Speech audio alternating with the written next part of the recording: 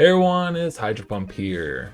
In a couple days, we have our first big tournament for a REDU format. It's called REDU Rivals, and it will be, a free entry tournament.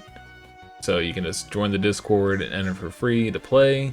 We got some big prizes. Again, first place is a Ghost Rare Stardust.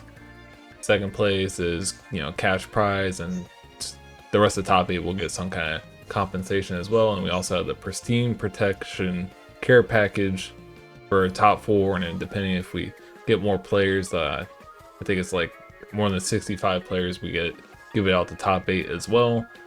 This will be streamed on Metafo's channel or Marcus's channel, so be ready to check that out on Sunday.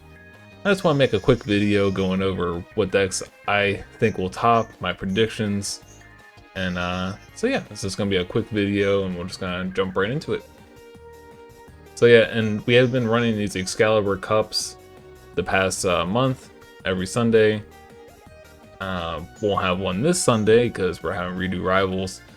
But usually every week we're going to be running these, and there's they're again free to enter, and then there's some prize as well. So you can find these tournaments in the Discord. So yeah, we had like a bunch of different decks doing well in all these tournaments. So yeah. Getting into the decks that I think will make top 8. I think Geargia variants will make up 2 spots of top 8. There's a lot of variants of Geargia. You have pure Geargia that this is really consistent, or this can just grind a lot, recycling Geargianos. You have Machina Geargia that's just like, pretty consistent. You have 9 starters, you have 3 gear frame, 3 arsenal, 3 armor, so there's a lot of starters there. So very consistent deck. And then we have one that's on the screen here. We have Geargia Curry, which can just kill you out of nowhere. But it can kind of break time to time with the the tuners and all that, but it's a really deadly deck. It can kill you super fast. So I think this deck will take up 2 spots in the top 8. Next deck that I think will also take up 2 spots in the top 8 is Chaos Dragons. Now this deck has been probably one of the most popular decks so far in the tournaments, taking up like just the most entrants, and it's been doing really well. I believe in our last local it made up 4 of the top 8 spots, so yeah, just like a fan favorite deck it seems like.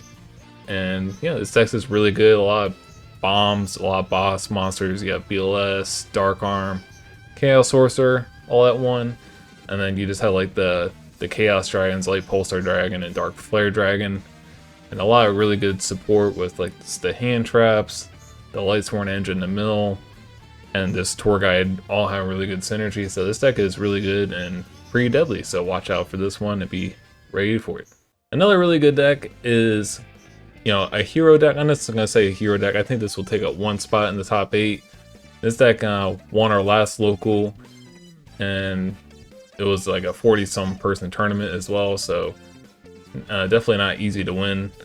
I'm just gonna say heroes because there's hero beat and there's bubble beat, and sometimes like this one for example, this features Stunner Kings, which is like the hero beat stun kind of, but it also has bubble mans with a hero lives and all that. So sometimes it could be like one extreme to another, but this one is just kind of like a mixed match of both.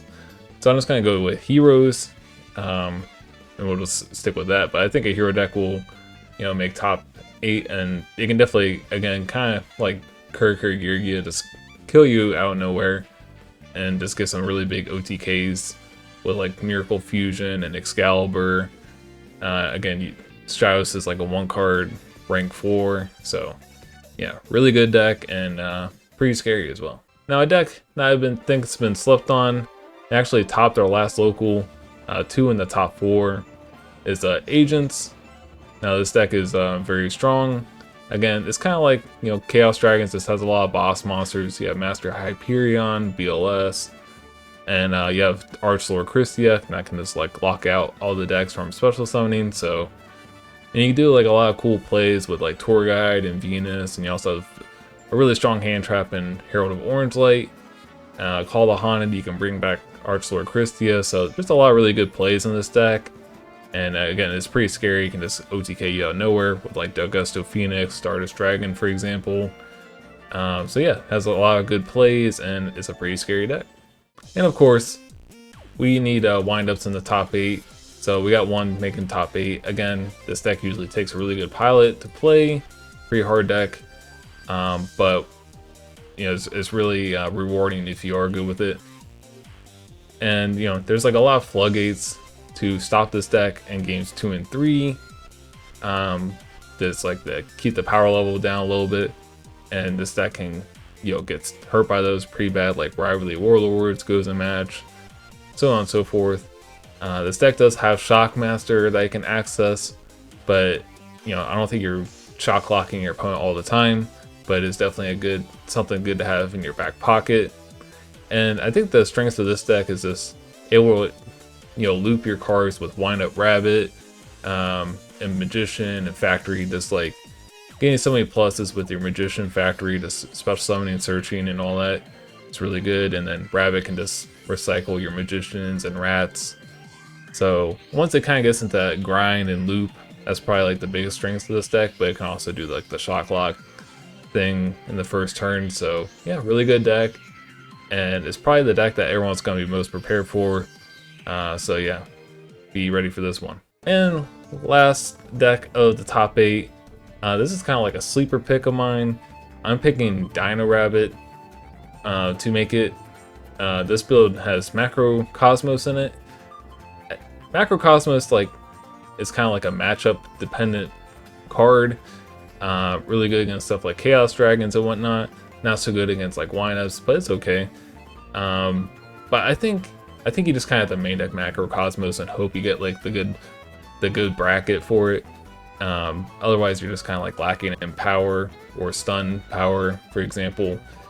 And if you have like a Logia backed up by Macro Cosmos or Dolka, it's pretty scary. So yeah, I think this deck is pretty good. A lot of people are sleeping on it, so I think one will make it into the top 8. Anyways, that's my top 8 predictions for this first Redo Rivals. Again, there's like a ton of decks you can play, but those are like some of the ones that have been really doing well in the online tournament so far, and just like fan favorites and whatnot. But you know, anything can really happen. Just excited for this tournament and see what unfolds. So thanks for watching, everyone, and I'll catch you all in the next one.